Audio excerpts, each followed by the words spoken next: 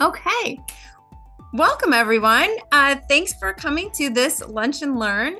It's a great spring break lunch and learn. So we're so glad that you've chosen to spend some time with us today. We appreciate your being here. We're talking about foundational teaching strategies, this Lunch and Learn series.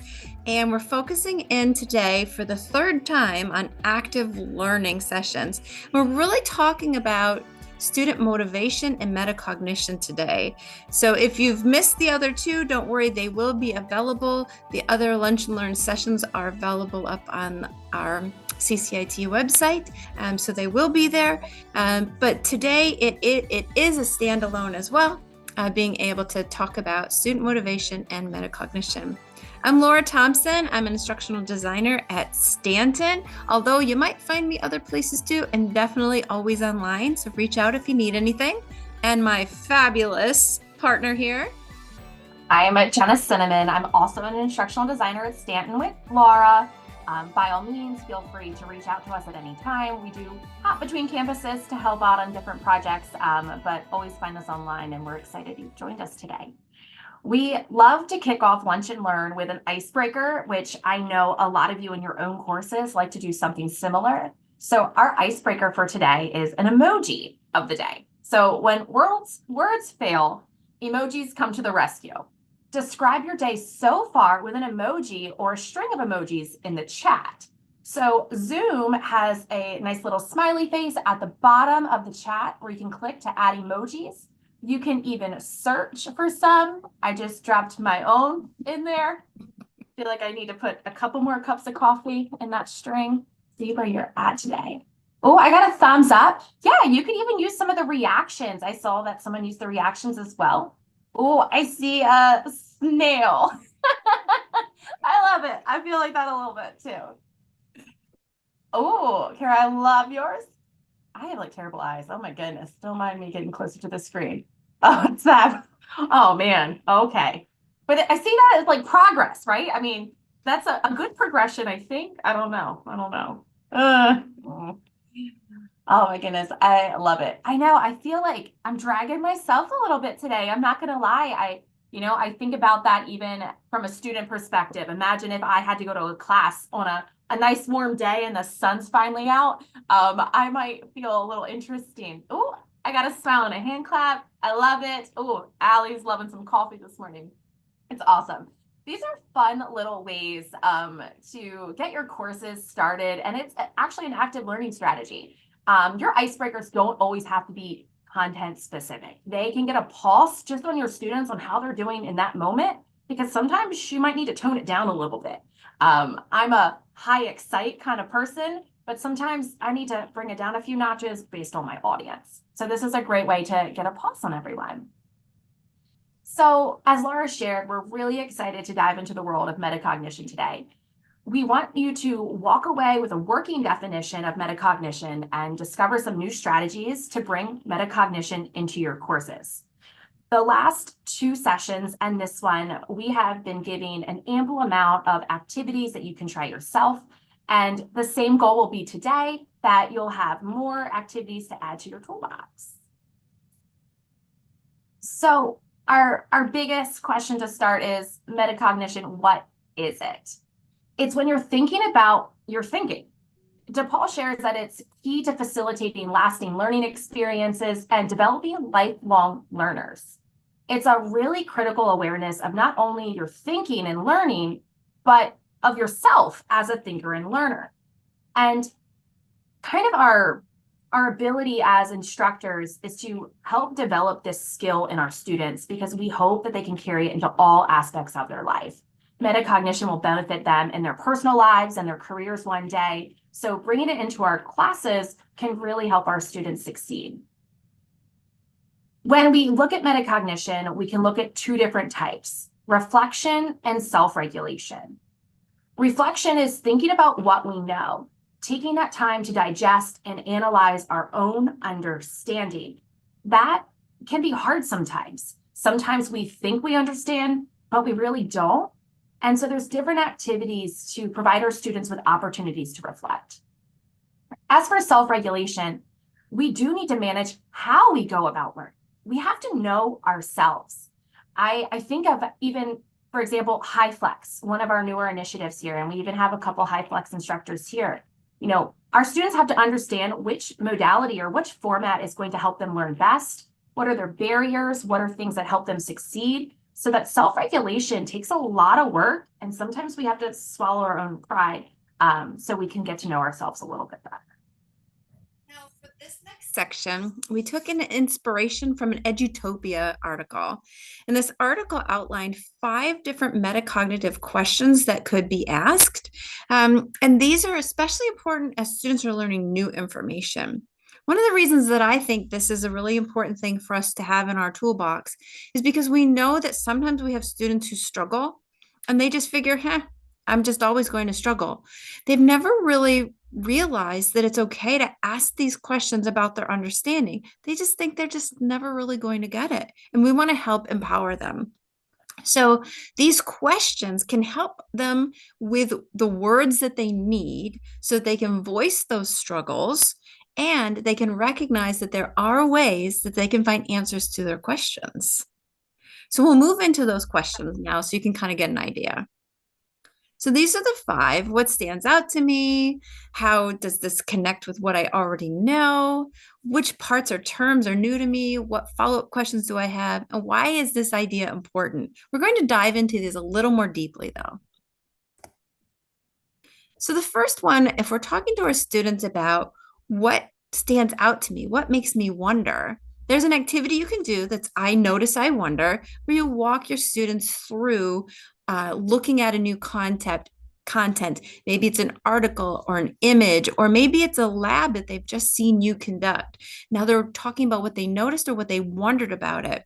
This helps them to really build that interest in what's going on. And it also helps them to think about those details that they're seeing, to kind of begin to connect it with some things that they might already know about a topic. When we look at the next part, this is what are our new terms? What are new? And this really helps a lot with vocabulary or new terms that we're using in the course. This helps students to think about any information conflicts that conflicts with what maybe they had previously thought. So again, a lot of this metacognition is what do I know and how does this add to what I know? And how does this change what I know? Because we know sometimes students come with misconceptions. So beginning to have these questions, it helps them really analyze where are they in their understanding. And as I've kind of indicated, we're helping them think about how does it connect with what they already know. Some students really benefit from a visual as well. So this is an opportunity that they could draw some flow charts like what you see here in this example, or begin to do some outlining, some classic outlining that just helps them recognize how do these pieces fit together. So whether they're a linear thinker for those outlines, or if they prefer to think more abstractly, kind of how things connect with a web, these are some ways that they can really begin to make those connections visible. And then now that they've been able to learn some things. Oh, is there another sound in the background? Do you hear? Maybe not. Okay. Now that they're really thinking about these things, I just want to make sure if someone had a question, I captured it. We want to use this approach to help students recognize where they may need some more support. You've heard this before in this Lunch and Learn, and undoubtedly you may have heard this before. There's an approach called the muddiest point that you can use with students. So where are you having the most difficulty with your understanding, or which part do you need more information to feel like you're mastering this content? And this is an opportunity for students to feel like they can voice that and to recognize that other students are struggling also. And this really, again, we had talked about at the beginning, that classroom community. You want to make sure you have a safe space for your students so that they feel comfortable expressing when they don't understand. And then we're going to have students think about, okay, so why is this idea important? And this is less about this is less about being, why does this matter? But really with the attitude of, well, why does this matter? Where does this make a difference for me in my life? And why is this important? How does it help connect me to the real world situations that I might encounter? This helps those that new content develop a context for your students to really help build upon their new understanding of information. Can I add something to that one, Laura? I had Yes. a great conversation yesterday with a math instructor, and we joke that, when are you going to use the quadratic formula again? And it's true, right? You probably aren't going to use it down the road based on your career, wherever you head.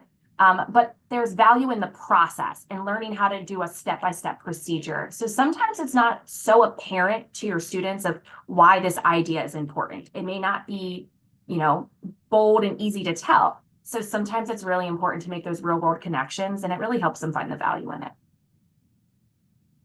And I like how you pointed out that why, because for so many students, if I understand why, even if it's just getting that process, so I have that foundational knowledge, they can recognize how then that applies. Thank you, Jenna, for pointing that out.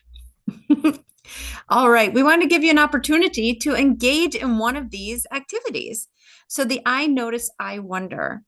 Please take a look at this image and feel free to type in the chat or to unmute and talk about what do you notice about this image or what do you wonder about this image? I love that this is a very low stakes kind of activity. There really is no wrong answer, and I think that really helps students feel comfortable to participate. I can start. Since I told Jenna when I looked at this image, I thought, why do they have leaves painted on their face? There's lots of leaves there. Oh, I see one. I wonder what the cultural significance of the paint is. Yeah. And the leaf pattern and paint suggest a cultural ritual of some kind. I love how you can see it in both of the, looks like young ladies or children in the picture. They both have that. It's beautiful. The meaning of the leaves. What's the meaning? Grace, I saw that you had unmuted. Did you have something you wanted to share? Yes, I was going to say thank you. I was going to say the same thing basically that you stated. I wonder what's the significance, the culture behind the leaves. What's this meaning? Yeah, that's a great question. Mhm. Oh, Andrea took it to a level that I hadn't taken it. I notice a child is comfortably nestled in the arms of someone. She was appreciating the relationship that she sees there. And adorable. I agree. So adorable. So, love that. Yeah. Awesome. And is it a boy or a girl? Is there a significance in that? Excellent. So this is just, again, low stakes. I noticed, I wonder. This was an example of an image, but as I had kind of mentioned before, you could do this if you had just conducted a lab with your students, if they had just read an article or a piece of information, you could go through what do I notice, what do I wonder, to be able to help students kind of kickstart that learning. And I'm going to piggyback off that again. Sorry, Laura. But I remember doing this as like an activating strategy in my classroom to kind of get them excited about a topic. I could share a picture or a link for them to go watch a quick video, and they could share what they noticed or wondered to kind of get their brains thinking about what we were about to start in the class. It's really flexible and can be used, during, before, or even as a follow-up. So I love that you pointed that out. All right. So Laura shared a lot of great metacognitive questions that you can use to honestly drive your instruction and honestly share them with your students. There's a lot of value in keeping these questions transparent, using them in your language and how you communicate with your students, and you'll be surprised how they use it as well. Now, we're going to take a look at how they can use those questions to deepen their understanding and show you some specific activities that can be used as well. At the end, we'd love to hear which one of these activities we share out you'd like to try first. And we're going to dive in with the first one. It's called force field analysis. It should get an award for the coolest name, not going to lie. But it's really cool to think of what a force field really is. It lets students determine what's helping and what's hindering them from reaching the goals that they have set. A phrase I've used myself sometimes is stop, start, continue. What do I need to stop because it's hindering me? What do I need to start doing because I need more help? Or what can I continue to do because it's worked so far? This is a really good activity to help articulate goals and let students identify what's going to help them reach those goals because they are in control of the goals that they set. So if you're interested in doing this in your course, it's an easy activity to implement. You're simply going to ask students to identify a goal. It could be educational, career-oriented, or even financial. Students also need to be able to define what will success look like. Like, how do you know when you've accomplished this goal? From there, students can chart out the hindering and helping forces. It's kind of like a two-column chart. And finally, students can describe where they are currently are in the process of reaching that goal and consider those helping and hindering forces so they can develop a path moving forward. In the end, they need to define the next steps that they need to take to accomplish that goal. I even consider it as, when I'm making a decision, looking at the pros and the cons, taking a look at a goal and deciding what's helping me and what am I doing that's sabotaging myself. And it gives them that ownership and self-reflection time that I know it's hard to squeeze in, but it's really important to their success. Jenna, you just made me think this might be a beneficial activity when you're advising as well. I think that several of our faculty members advise, and this might be something to do with those students. So beyond your classroom even. That's a really good point. And, it could even be about study habits, their schedule, what type of courses they choose to enroll in. I love how you added that, Laura. That's absolutely correct. So the next one is what, so what, now what? It's really fun and can honestly be used in a variety of ways. It's a sequencing activity. So students first develop a description of what something is. Then they go to the analysis part of, okay, so what? Like, what does this mean? And then they go to now what? Like, what's the action that's going to happen next? It's a really flexible activity that can be done a variety of ways. It's good to debrief after an experience, and it also lets students to describe what happened, analyze the experience, and then decide what's next. From a formative perspective as an instructor, you will learn so much about your students when you listen to their what and so what. You might even be able to identify some common misconceptions and provide clarity, or those students have great ideas you didn't even think about. And in your classroom, first you would start by asking your students to describe an experience. It could be a classroom activity, a lab, a recent assignment, or honestly, a recent event in the real world. You'll ask the students to analyze this from different lenses. And that's the really unique part about this activity. So you might say, well, why does this activity or experience matter to you? Why does it matter to our college community at Delaware Tech? Why does it matter to Delaware residents? Or how is it significant to this course? You can develop a few questions that will help students look at the experience from different lenses to truly analyze it in a more broader aspect. And finally, you'll ask the students what they learned and what they might do differently, or even predict what might happen next. And it's really interesting that you can teach your students the what, so what, now what. They'll become familiar with that vocabulary if you use it on a consistent basis. Same thing with the term icebreakers and all of that. Like, your students listen to what we say, and the more we repeat it, the more predictable it becomes, and the students become really valued and find value in doing that activity in your course. And we would like to try this one out with all of you today. We're going to watch a very short clip, and it's about lasagna. It's making me hungry, Jenna. I know, it is lunchtime. It really is. So for this, we want you to watch the video, and we're going to complete the what, so what, and now what. So while we're listening, think about what's happening. And then so what? Analyze it. See how it's an impact on you or others. And then now what? What do you think is going to come next? Or what do you want to do next? Kind of put it on a different perspective. So when I pull this up, if you guys could give me the classic thumbs up to make sure you can see the video and hear it, I would appreciate that. You know, the sharing the sound's always the fun part. All right. So you can see every spoonful has a lot of meat in it and a lot of love. The Lord has blessed me with the gift to cook, to give somebody else, to give back, to make a meal for someone who says they're in need. But everybody gets their share of the Parmesan first. I retired early. I retired in 2021 because my husband was sick and I was pretty much taking care of everything, him, the house.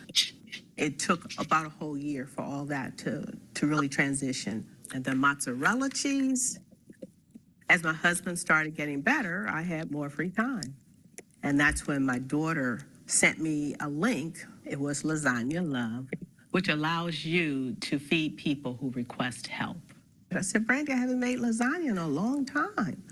And she said, but Mom, I know you'll be good at it. So I said, okay, I'll try it. Okay, we're back to the first layer. Lasagna Love has been around since 2020.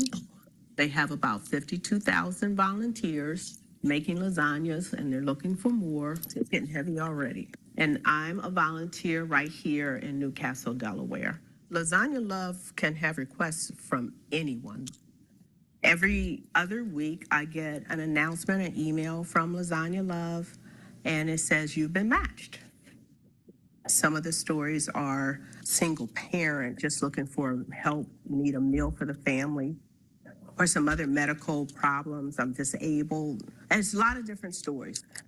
You're matched on Monday, take the meat out on Tuesday, make the lasagna sauce on Wednesday, put it together on Thursday, deliver it, and then I have to record that delivery in the Lasagna Love database. Now we're cooking. People are in need still. And if you can cook, will cook, use a recipe to cook to help somebody else out, I think you should. It's done. All right. Let me pause this one and go back to our presentation. And we want to ask you, what was it about? Tell us, what was the purpose of this video? What happened? The music's still playing in the background. There we go. All right, you can put it in the chat or unmute, helping people, right? Now I'm hungry. Me too. Empowering kindness, absolutely. Any others? What happened? I loved her story. I really do. The importance of service, absolutely. Connecting with others, yes. You know, we are part of a society, and we can help others at times or request it ourselves if we need it. So think about now, how does it matter to you? How did her actions and the Lasagna Love mission matter to you or our community? Was that organizations help globally? Yeah. I mean, it was pretty cool to see someone from good old Delaware doing something so great. I can tell you my own personal impact. I have a great running friend who participates in Lasagna Love, and she shares her lasagna journey every week with us. And it's a really cool mission. Anyone can do it. Yeah, anyone can. I mean, my lasagna is not very good. I don't know if I'm a great candidate, but I would try. I might want to know if I can help. I can donate. I will not be cooking. I'm right there with you on that one. Surprising and pleasant to see Delaware positively represented. It's a generally nice thing to see. Exactly, it is. And she wasn't really trying to per se sell you on it, but she was educating you about it and the mission, and that you could participate if you'd like to. I think she did a really great job. And now the final question of what, so what, now what is, what did you learn? Or now what? How does it impact you or your thoughts going forward? I learned about a new organization, right? There's so many cool things out there that, you know, what we don't know, we don't know.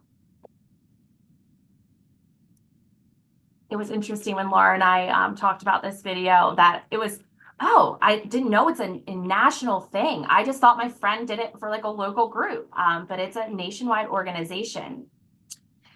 If you like this, check out FFA, Delaware organization, no means testing, just gives out food. Oh, that's awesome. Inspired, especially for a retirement activity, right? I mean, I'm counting down the years to retirement, but maybe I'll be a good cook by then. We'll see. We'll see. I love this. Thank you all for, enjoying that with us, and just learning a little bit that, you can do anything like this for this type of activity. It can be content related. It can just be fun. It can be building a sense of community. And yeah, it was very inspiring. Thank you, everyone. Thank you. Yeah, it was really fun to find lasagna love. We have a few more strategies for you. These ones we've grouped as summarizing strategies because they tend to be useful for helping students to consolidate their learning.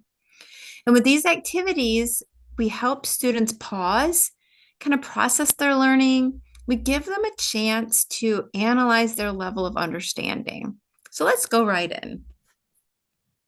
So one of these is called index card takeaways. Now, of course, you can kind of see how this would be something that you could do in person if you had index cards for your students, but they could also use scraps of paper. So it doesn't have to be that official.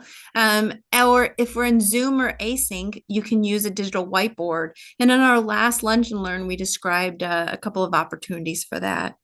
But the idea of this is you're helping students determine takeaways from learning because that's important to help facilitate their goal setting and to assess their understanding. I think we've got a little how-to on the next. So when you get to the how-to section here, you want to provide, we'll just talk about it like this. You want to provide each student with an index card. On one side of them, on one side of the card, you have them identify a key idea that day that they learned. And on the other side of the card, that's where they talk about how they would implement what they learned in a project, in a future course, in their next steps of studies.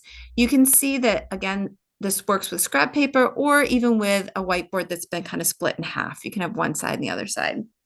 But the idea, again, is to help students to figure out how they can apply their learning to the world, which could be to a project or to their learning trajectory.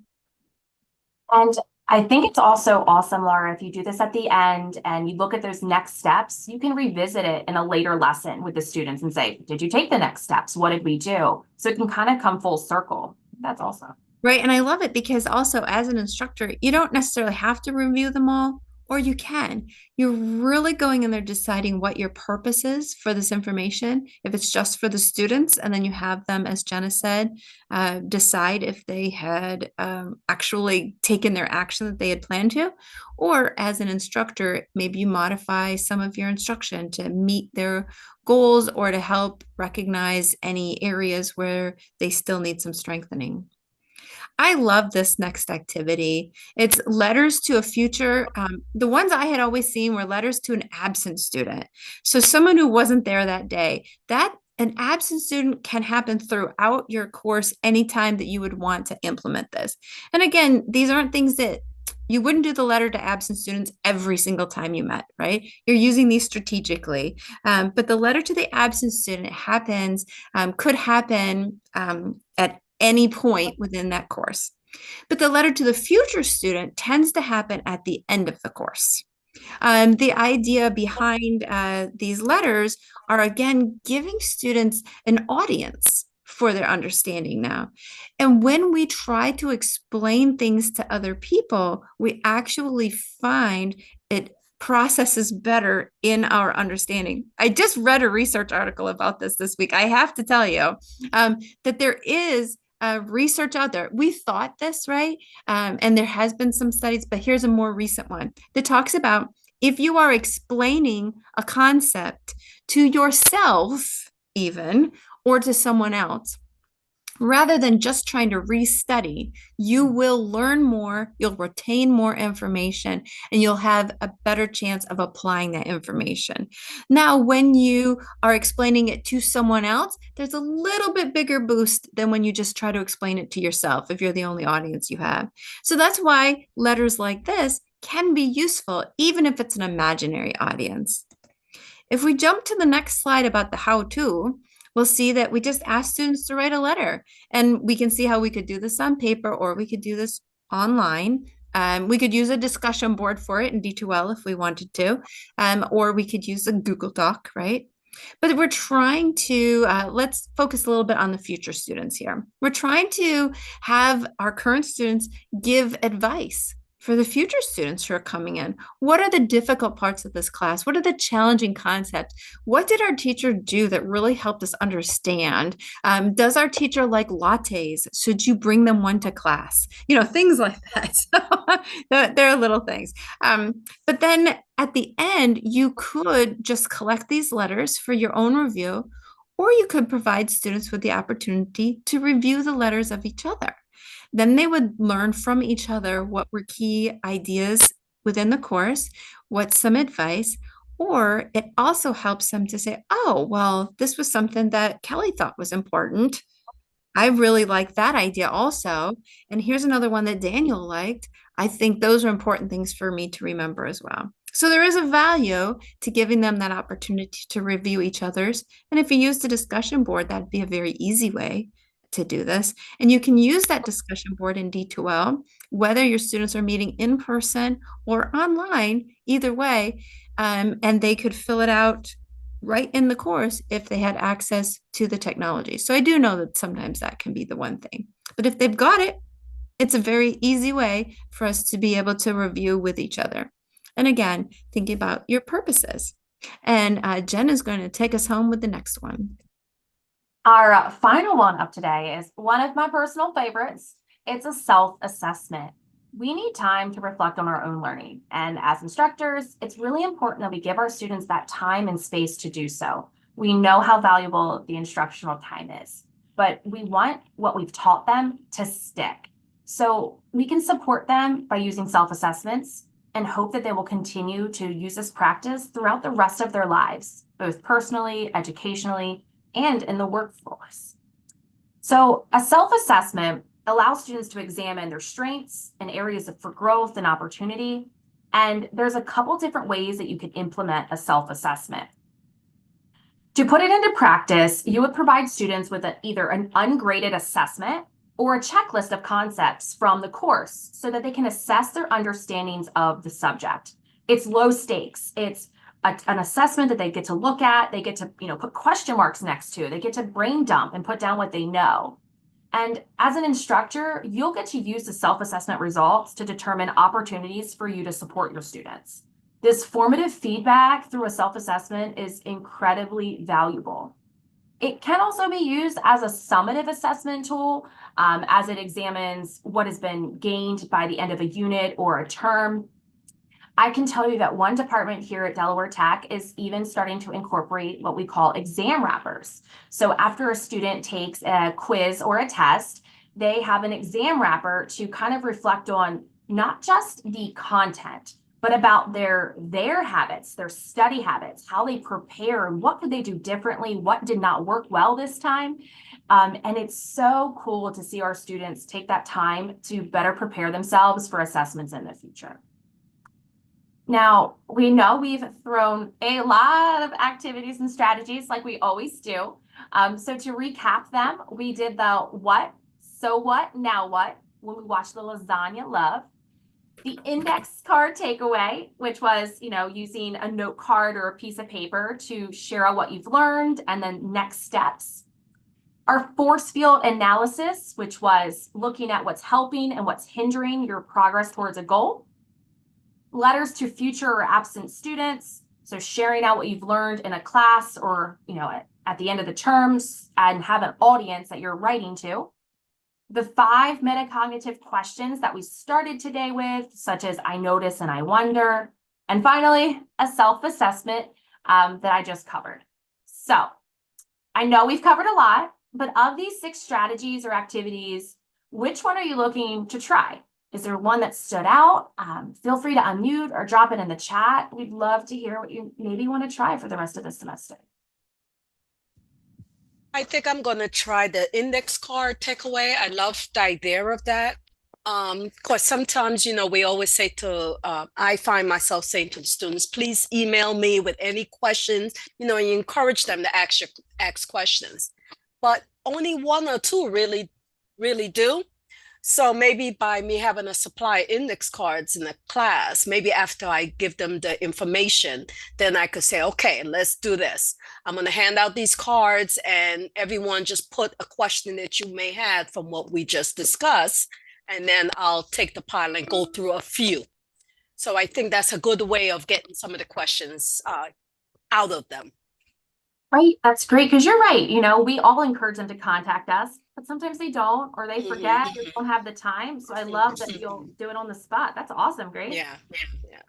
There's some great ones. Celeste said, what, so what, now what? Jen said, letter to future students. We have another index card from Zoe. Seth, letters to future absent students is really interesting. It'd be helpful to spotlight the big takeaways and big questions. You're absolutely right. It gives you a chance as an instructor to decide, did they get the big idea I was trying to convey? Index cards again from Andrea, force field analysis and letter to future students, right? And our goal in Lunch and Learn is we're trying to expose you to a lot of different activities. We don't expect you to implement all of them, and it might even change semester to semester based on your students. But using these phrases is really helpful to the students. They will actually know what activity to expect from you. Just like in the classes using the exam wrappers, it is part of that language and that dialogue in that class. Students call it an exam wrapper. They talk about how they're going to do it and when they're going to do it. So making it a part of your language will help make it a part of your students' language. And finally, thank you. Honestly, we were talking to a few when we started. We weren't sure of the turnout today. We know it's the spring break. So we are really grateful that you still joined us. And hopefully it worked well in your schedule. We dropped a lot of resources in the chat. So we have the Lunch and Learn resource that Laura puts together for every session that has the link to our presentation and all those great articles. We also have our CCIT survey. We really do want to hear from you. Our team looks at that religiously, and we want to make sure we're designing PD that works for you and what you need. And every learner everywhere that Laura just touched on. You're welcome to unmute if you have any questions. It was great to see all of you. Thank you for all your kind words. But we look forward to seeing you on the 28th. Thanks so much. Yeah. Thank you for coming. Thank you for coming. Thank you. Thank you.